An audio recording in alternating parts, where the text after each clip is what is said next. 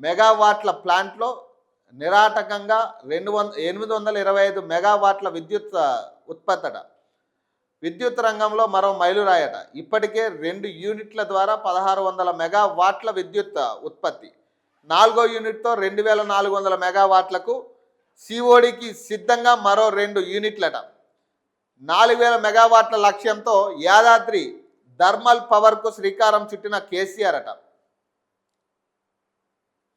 కేసీఆర్ దార్శనికతకు నిదర్శనంగా మరో అద్భుత ఘట్టం ఆవిష్కారమైందట. తెలంగాణ విద్యుత్ రంగంలో కేసీఆర్ స్వప్న సాకారం అయిందట.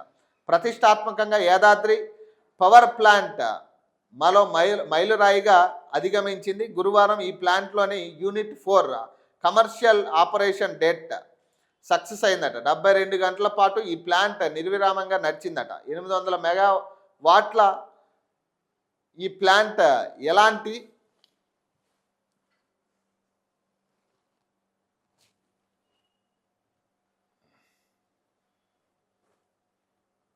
ఎలాంటి సమస్యలు ఆటంకాలు లేకుండా నడవడంతో సిఓడి సక్సెస్ అయినట్టు టీజీ జెన్కో ప్రకటించిందట. 72 గంటల్లో అధికారులు 57.6 మిలియన్ యూనిట్ల లక్ష్యాన్ని నిర్దేశించగా ఈ యూనిట్ 58 మిలియన్ యూనిట్లు విద్యుత్తును ఉత్పత్తి చేసిందట.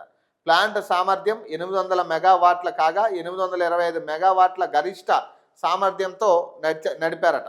అయినా ఎలాంటి సమస్యలు ఉత్పన్నం కాకపోవడంతో గమనార్హం అంట. ఈ నెల 5న మధ్యాహ్నం 3:30 గంటల తర్వాత ఈ యూనిట్ సిఓడిని ప్రారంభించగా గురువారం మధ్యాహ్నం 3:30 గంటలకు సిఓడి ముగిసిందట.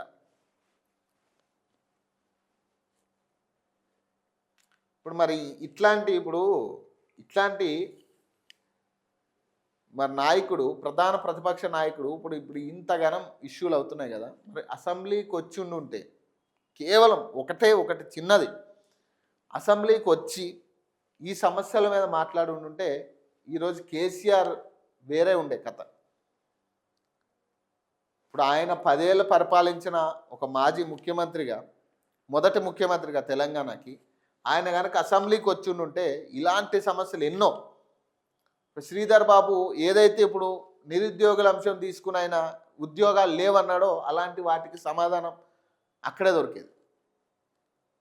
కానీ మరి ఇప్పుడు ప్రధాన ప్రతిపక్ష నాయకుడు రాకపోవడం, ప్రధాన ప్రతిపక్ష పార్టీ అక్కడ లేకపోవడం వల్లే ఈరోజు మళ్ళీ నిరుద్యోగులు రోడ్లెక్కి కొట్టించుకునే పరిస్థితి వచ్చింది. ఇప్పుడు పోలీసులతో అరెస్టులు చేయించే పరిస్థితి వచ్చింది. ఈ ప్రధాన ప్రతిపక్షం సరిగ్గా ఉంటే అసలు నిరుద్యోగులకి ఈ పరిస్థితి రాకపోయిండేది. కేవలం వాళ్ళని ఇంకా ఓట్ బ్యాంక్ లాగా చూస్తూ ఉంది ప్రతిపక్ష పార్టీ కానీ ఏ పార్టీ అయినా కానీ. కేవలం ఓట్ బ్యాంక్ లాగే చూస్తుంది నిరుద్యోగులు ఇప్పటికీ కూడా. వాళ్ళు మన పక్క ఉంటే మన పక్క ఇన్ని ఓట్లు పడతాయి, ఎన్ని ఓట్లు పడతాయి వాళ్ళ వల్ల.